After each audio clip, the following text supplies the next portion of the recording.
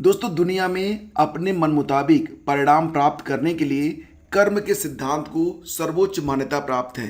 तो फ्रेंड्स, परिणाम चाहे जो कुछ भी मिले, लेकिन प्रयास प्रयास सबसे बेहतरीन करना चाहिए, क्योंकि अगर प्रयास से ही परिणाम बनते हैं तो बेहतरीन प्रयास बेहतरीन परिणाम भी लाएंगे। नमस्कार दोस्तों, स्वागत है आप सभी का स्टडी विद ज्ञान प्रकाश में। आज के इस सेशन में हम डिस्कस करेंगे 22 मार्च के सभी इंपॉर्टेंट करंट अफेयर, लेकिन शुरुआत करेंगे रिवीजन से। दिसंबर के प्रश्नों का हम रिवीजन कर रहे हैं, तो आइए आगे के प्रश्नों को देखते हैं। तो देखिए फ्रेंड्स, भोपाल गैस त्रासदी को समर्पित दिवस, राष्ट्रीय प्रदूषण नियंत्रण दिवस, ये कब मनाया जाता है? भोपाल गैस त्रासदी, ये त्रासदी कब हुई थी? 1984 में हुई थी। 2 और 3 दिसंबर की जो रात होती है, उसी रात में ये त्रासदी हुई थी। तो प्रतिवर्ष 2 दिसंबर को इसी की याद में राष्ट्रीय प्रदूषण नियंत्रण दिवस के रूप में मनाया जाता है। 2021 में इसकी थीम रही रेजिंग अवेयरनेस अराउंड पॉल्यूशन। पहली बार G20 सम्मेलन की अध्यक्षता भारत कब करेगा? तो 2023 में। याद रखना, G20 सम्मेलन 2020 की अध्यक्षता की थी सऊदी अरब ने। G20 सम्मेलन 2021 की अध्यक्षता की गई इटली के द्वारा। 2022 की अध्यक्षता करेगा इंडोनेशिया, और अगले साल 2023 में G20 सम्मेलन की अध्यक्षता भारत करेगा। दिसंबर 2022 में ही इंडोनेशिया से, या यूँ कहिए कि जो पावर है वो भारत को मिल जाएगा। तो 2020 का जो G20 का जो 2023 का सम्मेलन होगा वो भारत के द्वारा किया जाएगा। 1 से 10 दिसंबर तक हॉर्नबिल फेस्टिवल मनाया जाता है। कहाँ पर मनाया जाता है? नागालैंड में, ये भी याद रखना। और 1 दिसंबर को नागालैंड का 59वां स्थापना दिवस भी मनाया गया। 2021 में नागालैंड का 59वां स्थापना दिवस मनाया गया था। 1 दिसंबर 1963 को नागालैंड की स्थापना हुई थी। और friends, actually I met them a memoir नामक एक किताब आई है। तो इस किताब के लेखक हैं गुलजार। 6वें ब्रिक्स फिल्म महोत्सव 2021 में सर्वश्रेष्ठ अभिनेता बेस्ट एक्टर का खिताब मिला धनुष को, असुरन मूवी के लिए। एक तमिल मूवी है असुरन। और बेस्ट एक्ट्रेस लारा बोल्डोरिनी, ब्राजील की फिल्म ऑन व्हील्स को दिया गया। EIU इकोनॉमिस्ट इंटेलिजेंस यूनिट के द्वारा जारी world wide cost of living index 2021 में दुनिया का सबसे महंगा शहर बना तेल अवीव, जो कि इजराइल का है। और वर्ल्ड एथलेटिक्स में women of the year award 2021 जीता अंजू बाबी जॉर्ज ने। विश्व कंप्यूटर साक्षरता दिवस मनाया गया 2 दिसंबर को। 2021 में इसकी थीम रही literacy for human centred recovery, narrowing the digital divide. तो फ्रेंड्स, ये कुछ महत्वपूर्ण प्रश्न हैं दिसंबर 2021 के। आगे के वीडियोज में आगे के प्रश्नों को हम लगातार डिस्कस करते रहेंगे। फिलहाल अब डिस्कस करते हैं आज यानी कि 22 मार्च के सभी इंपॉर्टेंट करंट अफेयर। तो पहला क्वेश्चन देखिए, was a member of the committee constituted by the Supreme Court on the Farmers Movement। किसान आंदोलन पर सुप्रीम कोर्ट के द्वारा गठित कमेटी के सदस्य कौन कौन से थे? तो अशोक गुलाटी, डॉक्टर प्रमोद कुमार जोशी और अनिल घनवट, यानी कि सभी यहाँ पर सही हैं। ऑप्शन डी हमारा आंसर होगा। देखिए फ्रेंड्स, रिपोर्ट सौंपने के बाद कमेटी के सदस्य ने मीडिया से बात करते हुए कहा था कि अगर कानून रद्द हुए तो इसका असर एग्रीकल्चर के निवेश पर पड़ेगा। तो सुप्रीम कोर्ट ने 12 जनवरी 2021 को किसान आंदोलन को लेकर एक कमेटी का गठन किया था। इसमें कृषि विशेषज्ञ अशोक गुलाटी, डॉक्टर प्रमोद कुमार जोशी और अनिल घनवट शामिल थे।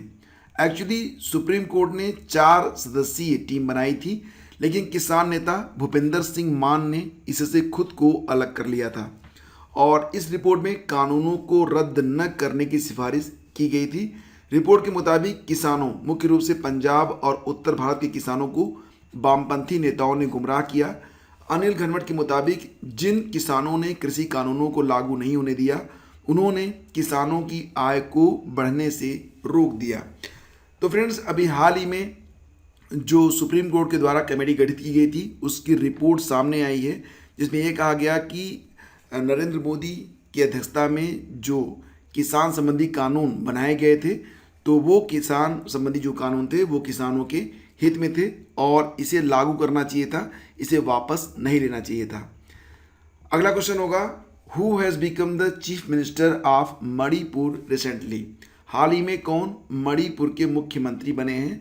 तो इनका नाम है एन बीरेन सिंह। देखिए फ्रेंड्स, अभी हाल ही में मणिपुर विधानसभा के चुनाव हुए हैं और मणिपुर में कुल 60 सीटें हैं। तो इन 60 सीटों में 32 सीटें जीती गई हैं भाजपा के द्वारा, 5 सीटें मिली हैं कांग्रेस को।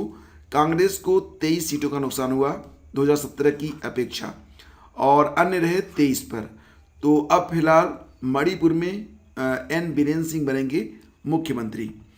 तो देखिए फ्रेंड्स, 21 मार्च को एन बीरेन सिंह ने मणिपुर के सीएम की शपथ ली और उन्हें राज्यपाल एल गणेशन ने शपथ दिलाया है।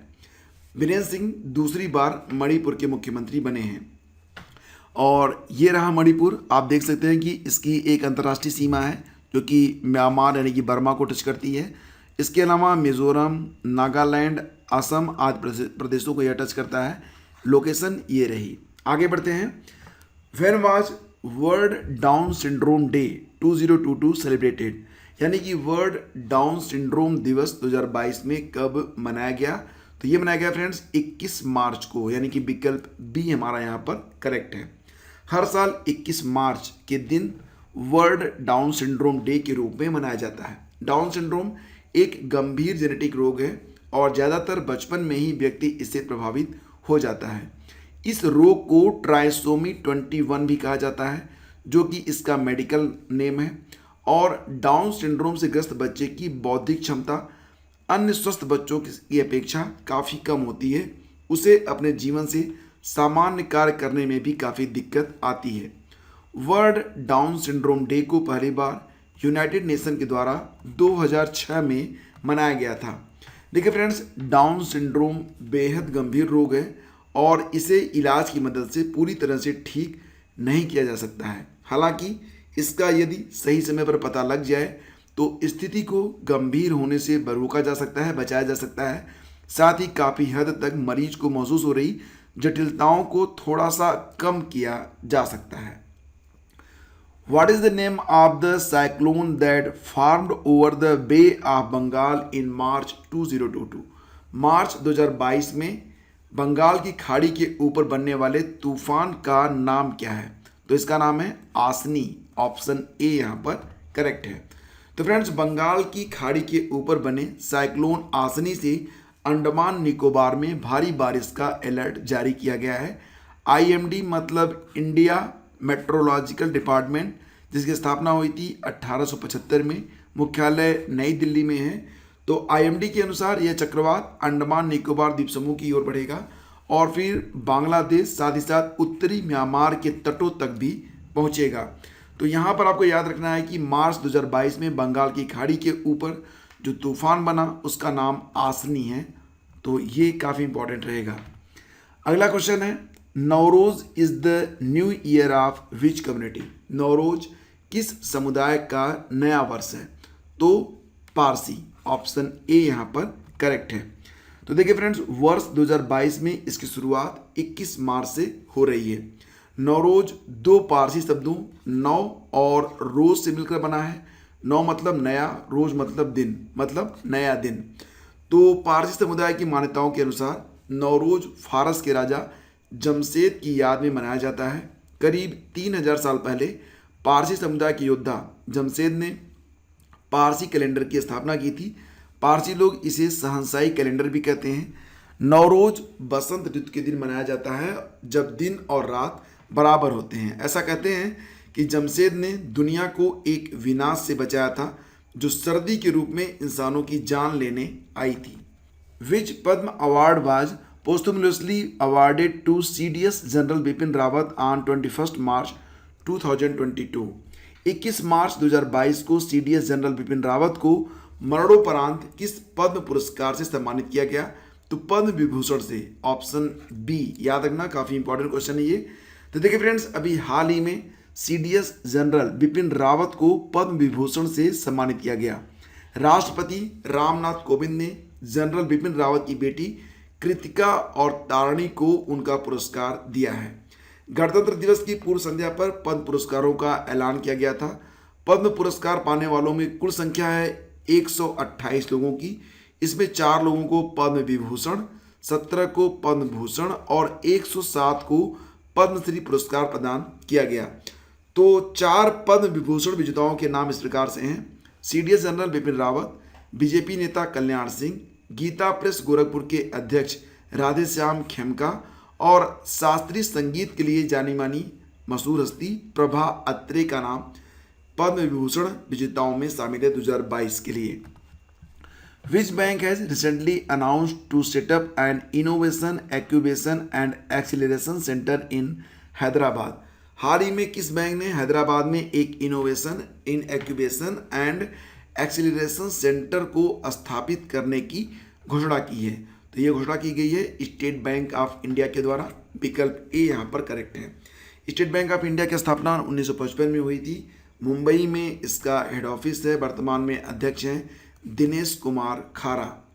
और अगला क्वेश्चन देखते हैं, which bank has recently started green deposit programme for corporate customer. हाल ही में किस बैंक ने कारपोरेट ग्राहकों के लिए ग्रीन डिपॉजिट प्रोग्राम को स्टार्ट किया है? तो ये बैंक है ऑप्शन ए डीबीएस इंडिया। तो ग्रीन डिपॉजिट प्रोग्राम स्टार्ट किया गया है डीबीएस इंडिया बैंक के द्वारा। इसका उद्देश्य कंपनियों को पर्यावरण के अनुकूल परियोजनाओं का समर्थन करने के लिए एक आसान तरीका प्रदान करना है। DBS development bank of Singapore Singapore का एक प्रमुख बैंक है जो 1968 में सिंगापुर सरकार के द्वारा स्थापित किया गया था। भारत में इसकी 12 शाखाएं हैं। सीईओ हैं Piyush Gupta. Which state government has recently announced a scheme named Panchsutri in the budget. हाल ही में किस राज्य सरकार ने बजट में पंचसूत्री नाम की एक योजना की घोषणा की है? तो यहाँ पर सही जवाब है ऑप्शन सी यानी कि महाराष्ट्र। महाराष्ट्र के उप मुख्यमंत्री और वित्त मंत्री कौन हैं? अजीत पवार हैं। उन्होंने 18 मार्च को महाराष्ट्र का बजट पेश किया और इस बजट में कृषि, स्वास्थ्य, मानव संसाधन, संचार और उद्योग, तो 1, 2, 3, 4 और 5 इन 5 सूत्री कार्यक्रमों को ध्यान में रखते हुए यह बजट तैयार किया है। इनके लिए 1,15,215 करोड़ का नियत खर्च प्रस्तावित किया गया है। इसके अलावा विकास के इस पंचसूत्री कार्यक्रम के लिए अगले 3 सालों में 4 लाख करोड़ रुपए के फंड उपलब्ध करवाए जाएंगे। किसानों के लिए ढेर सारी घोषणाएं की गई हैं। कृषि और इससे जुड़े क्षेत्रों के लिए 23,888 करोड़ रुपए का फंड रखा गया है। Where has the 35th Surajkund international craft mela started recently.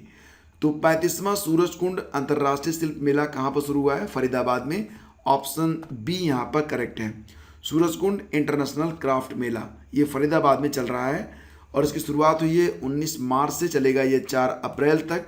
साझेदार राज्य है जम्मू कश्मीर। और कितने देश हिस्सा लेंगे? उम्मीद है कि लगभग कुल मिला के 20 देश इसमें पार्टिसिपेट करेंगे। उज्बेकिस्तान इसमें भागीदार देश है। लगभग 25 लाख के आसपास विजिटर्स इस मेले में आएंगे, इस बात का अनुमान लगाया गया है। तो फ्रेंड्स, आज के इस सेशन में हमने पढ़ा कि किसान आंदोलन पर सुप्रीम कोर्ट द्वारा गठित कमेटी के सदस्य थे अशोक गुलाटी, डॉक्टर प्रमोद कुमार जोशी और अनिल घनवट। हाल ही में कौन मणिपुर के मुख्यमंत्री बने हैं? एन बीरेन सिंह। और प्रमोद सावंत को गोवा का मुख्यमंत्री भी घोषित किया गया है, ये भी याद रखना। वर्ल्ड डाउन सिंड्रोम दिवस मनाया गया 2022 में 21 मार्च को। और मार्च 2022 में बंगाल की खाड़ी के ऊपर जो साइक्लोन बन रहा है उसका नाम आसनी है। नौरोज किस समुदाय का नया वर्ष है? तो पारसी समुदाय का। इसकी शुरुआत 2022 में 21 मार्च से हो रही है। और 21 मार्च 2022 को सीडीएस जनरल बिपिन रावत को मरणोपरांत किस पद्म पुरस्कार से सम्मानित किया गया? पद्म विभूषण से। इसकी घोषणा 25 जनवरी को ही कर दी गई थी। हाल ही में किस बैंक ने हैदराबाद में एक innovation, incubation and acceleration centre स्थापित करने की घोषणा की है? तो स्टेट बैंक ऑफ इंडिया ने। और किस बैंक ने कारपोरेट ग्राहकों के लिए ग्रीन डिपॉजिट प्रोग्राम को स्टार्ट किया है? डीबीएस इंडिया बैंक के द्वारा। हाल ही में किस राज्य सरकार ने बजट में पंचसूत्री नामक एक घोषणा की है? तो ये है महाराष्ट्र। और 35वां सूरजकुंड अंतर्राष्ट्रीय शिल्प मेला ये स्टार्ट हुआ है फरीदाबाद में, हरियाणा में।